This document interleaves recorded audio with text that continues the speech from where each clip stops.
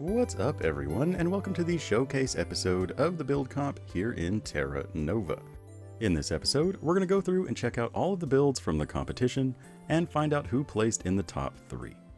To recap the rules, we were not allowed to use any sort of mods or building tools, such as holoprint. We also were not allowed to duplicate blocks, and we had 6 weeks to build the best base that we could from joining in the realm. So none of us had anything prior to 6 weeks from today. This first showcase is from Doc Otis. Now, this one is going to be a little more unique than the rest because it was revealed to me as an event. He wanted to pay homage and show appreciation because in the past, I created this note block tutorial just for him. He had requested Gerudo Valley from Zelda, and so I made it. So before jumping into it, let's give it a listen before moving on to the builds.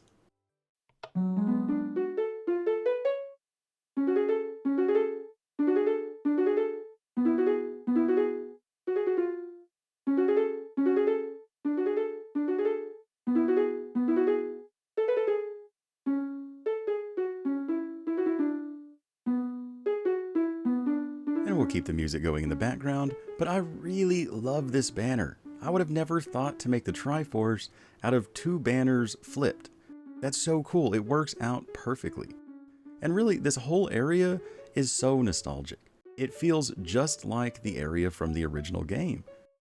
Not only do I love the whole Legend of Zelda series, but the Ocarina of Time is my favorite game ever. I love that game. I played it as a kid, all the way into my adult life. I've beaten it so many times. And this horseback archery area was so well thought out. He even used a camel so that he can drive you around in the circle. Because in the original game, it was a horseback archery mini-game, but you couldn't control your horse. Your horse just automatically drove in a big old figure 8 or a circle, and you had to shoot the targets as you went by to make some rupees. So I love the thought and the effort. Not only is it a visual representation, but he even tried to replicate the mechanics by using a camel to replicate that minigame. And all of this is just so beautifully made. It makes me feel just like I'm playing the original game. Like I want to dust off my N64 and give it a go. He even hid stuff in the clay pots, such as buttons and levers to free the villagers or open the iron doors. Like where in the original game, the button or lever would be under the pot. And so he even took the time to replicate the dungeons and place in the chests, and it's basically to scale from the original Gerudo Valley. So it really makes you feel like, if you played this game before, it makes you feel like you're playing it again. So A+, I love it, that is super duper cool. He even made other items to hide in the clay pots, such as rupees. What would a Zelda game be without some rupees? So I love that, absolutely adore the details, super duper cool. Now for the rest of the showcase, I want to give less direct commentary and focus more on the tips and tricks that we've gone over throughout this series, as well as discuss what makes a build successful or not. What can we do to improve our builds, and why does a really good build look really good? What is it about it that makes it successful? These are things that we can analyze and discuss to maybe learn something along the way. But before jumping headfirst into that, we have one more unique showcase that deserves an explanation. One of my Discord admins, who goes by the gamer tag of Anawan, decided to join in on this competition. And that was super exciting. He's a great builder, a great redstoner, he builds amazing farms. But unfortunately, he ran into some problems and was not able to finish. We still have his starter house and some of what he has gotten done, but I mean, it was just unplayable for him. He sent me video clips that were absolutely hilarious, like of him trying to place a stair over and over and over, and that stair actually breaking and falling on the ground as an item over and over, of him popping a totem just trying to pillar up, of the map just not loading, of him teleporting 100 blocks away for no reason. I mean, it was just totally unplayable. So with that in mind, these builds look fantastic because of what he had to deal with in order to build them. So I'm super sad that he wasn't able to fully enjoy the experience and be able to manifest his ideas. So anytime you play multiplayer, Remember that everything you do affects the other players in the world. If you set your render distance up really high, if you build a cluster of farms, if you build a lag machine, you're reducing the enjoyment of everyone else on the world. So just be aware of these things and try to reduce your overall lag footprint. But with that, let's switch over to music for a little bit before discussing what we've learned by looking at these builds.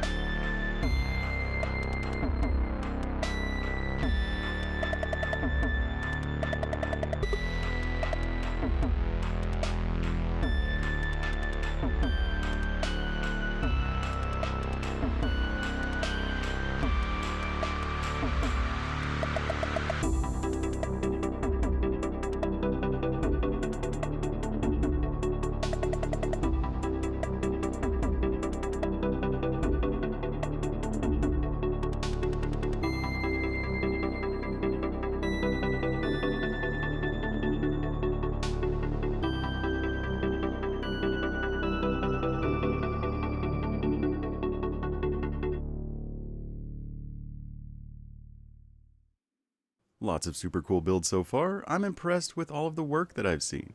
But now let's jump into a discussion about what makes successful art successful. When we see something that looks really impressive, what is it that actually manifests that impressiveness?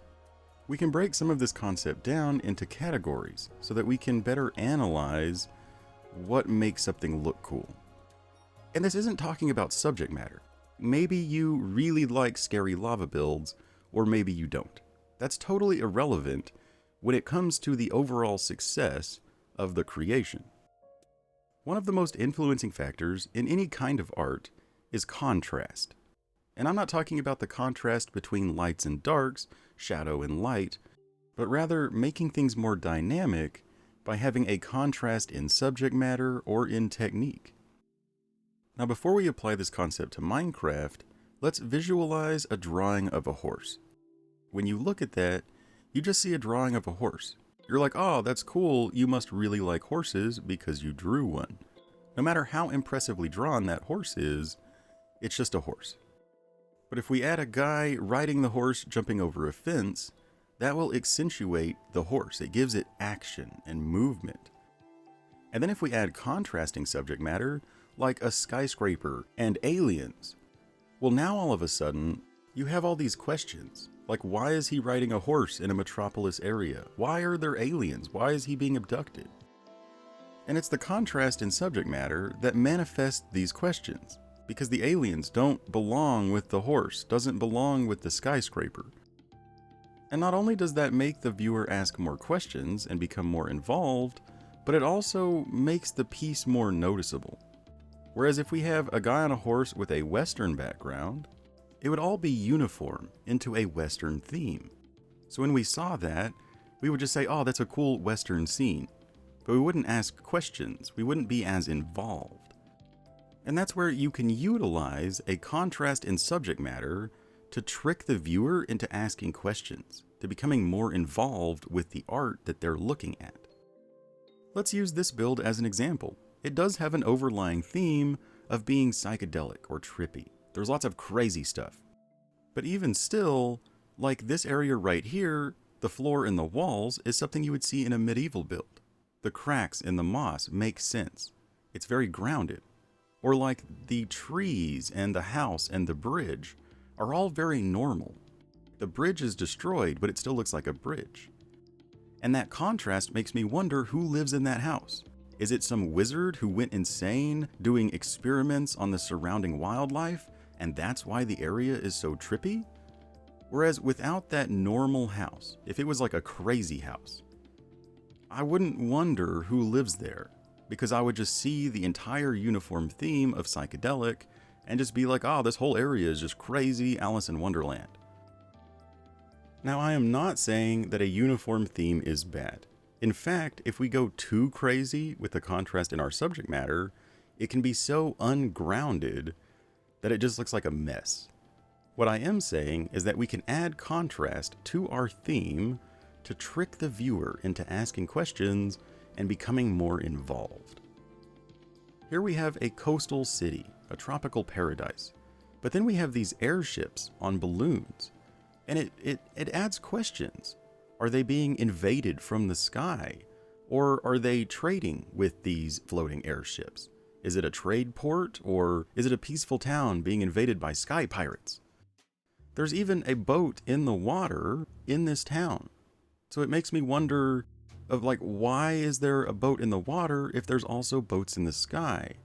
It adds this contrast, this dialogue, these questions. And subject matter isn't the only accentuating tool that we have at our disposal. We can also contrast technique or style, or the different types and categories of builds. The categories being organics versus precision, buildings versus statues, texture versus pixel art. This area has all of these things combined, working together to accentuate the build as a whole. Complexity from the statues, like the lanterns and the boats. You have scale from the buildings, organics from the texture and the landscaping and the trees, and then precision from the pixel art and the patterns. There's all of this contrast, these different techniques and styles that come together to accentuate each other, because of their differences. One way to visualize this concept is, say we build a giant pyramid. Well, it has scale, it has precision, but it doesn't have complexity. It doesn't have organics. But if we take that boring old pyramid and build a statue next to it, suddenly that statue makes the pyramid look more complex. And that pyramid makes the statue look more intentional and interesting. One without the other is plain and boring. But with both, they combine and accentuate each other. We're looking at this build as an example. If we didn't have the statues, the birds, and the airship, all we would have is a castle, which wouldn't be as interesting or complex.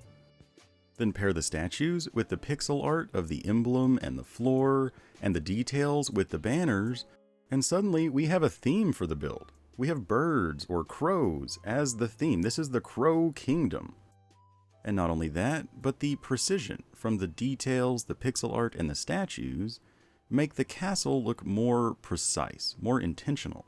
And vice versa, the castle gives a reason for the statues and the pixel art to exist. One without the other would leave you wanting. And here we have a contrast in subject matter. Like, why is there an axolotl kingdom underneath the crow castle? Is there an evil wizard trying to summon the spirits of axolotls to overthrow the crows? Or are there different factions in the government?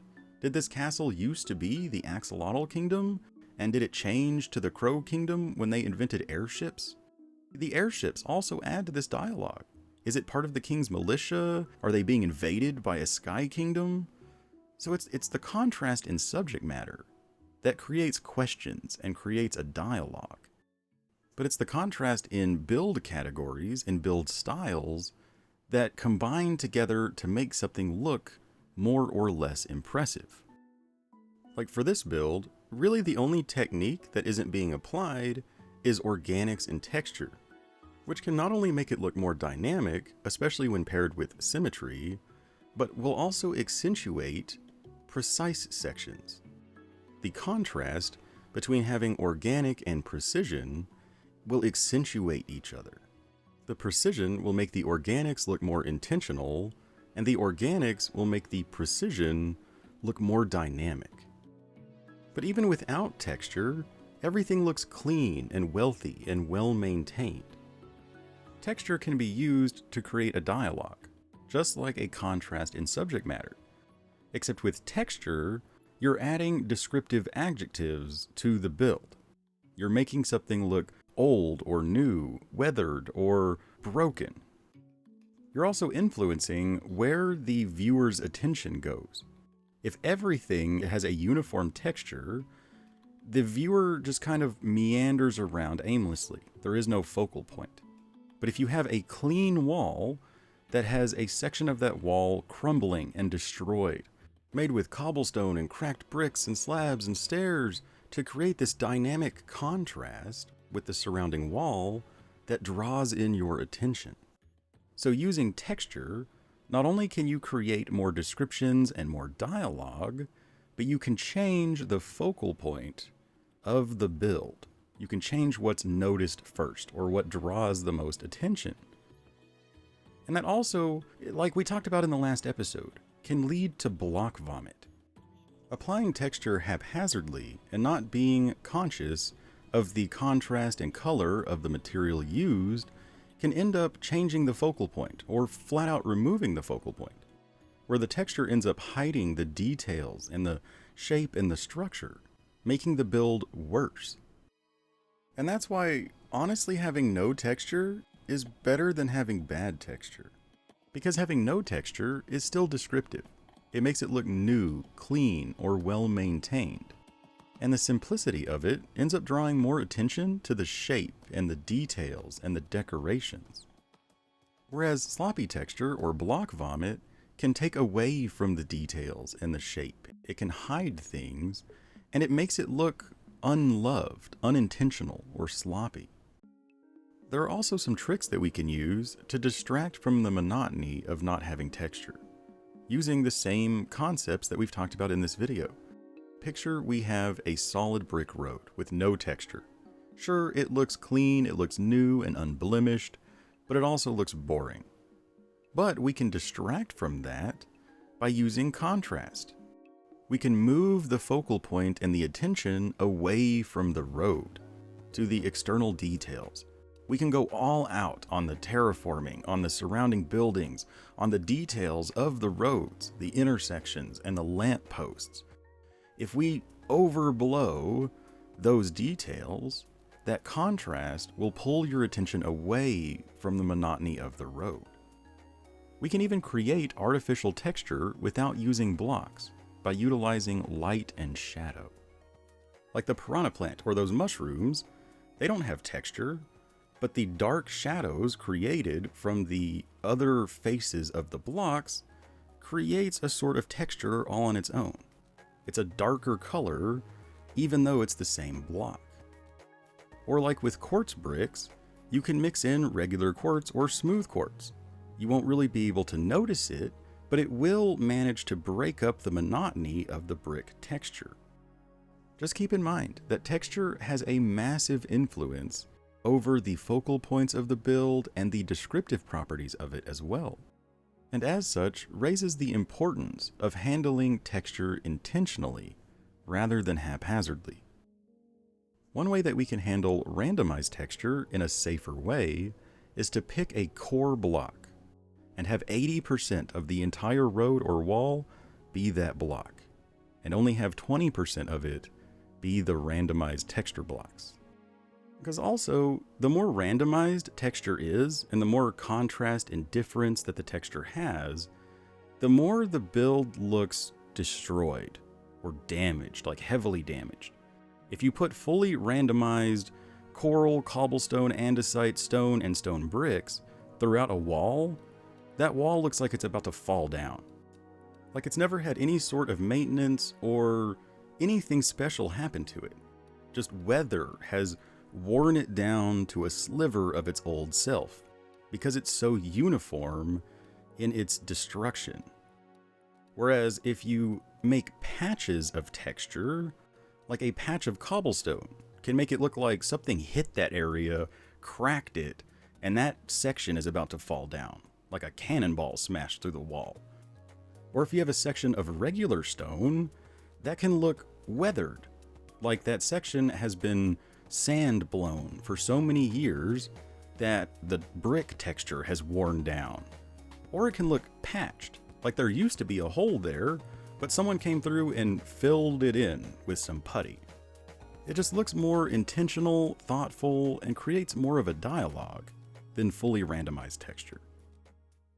But now, the moment you've all been waiting for, let's find out who placed in the top 3 of the competition, starting with the prize for 3rd place goes to Stormdrum and his amazing coastal build. The way he handles his texture is absolutely amazing, both on the builds, the roofs, but also in the landscaping. The gradients he created on the coastal areas and the rock are absolutely beautiful, smooth, and very well handled. He also has a contrast in subject matter. Those flying airships really bring up questions about what this area is or what is happening. Pair that with the combination of precision and organics, texture versus patterns, and shapes versus statues, and you end up with this highly successful build.